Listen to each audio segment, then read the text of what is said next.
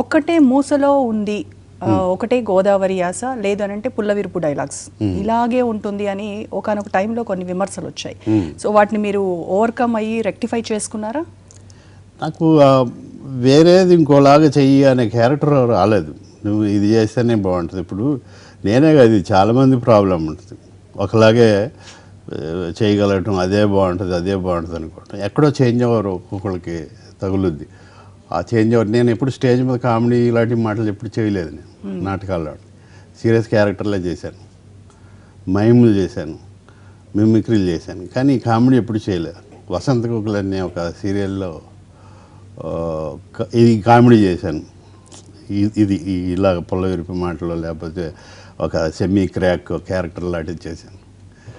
ఫ్రాంక్గా మాట్లాడటం అలాంటి క్యారెక్టర్ చేశాను.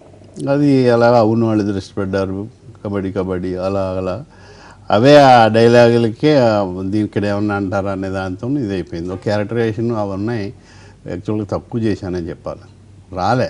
మీ డైలాగ్స్లో ఎక్కువగా కాదహ ఎవడహ అంటూ ఉంటారు, అంటే ఇది కూడా చాలామంది అంటారు. అది మీ ఓన్ స్టైలా, లేదంటే ఆ డైలాగ్లో పెడతారా డైరెక్టర్స్, మామూలుగా స్క్రిప్ట్ రైటర్స్? ఇప్పుడు అన్నాం అనుకోండి, ఒకసారి తీసి పారేసినట్టుంటే అండి అనేది ఒకసారి జోకు నవ్వురాని ఉంటుంది.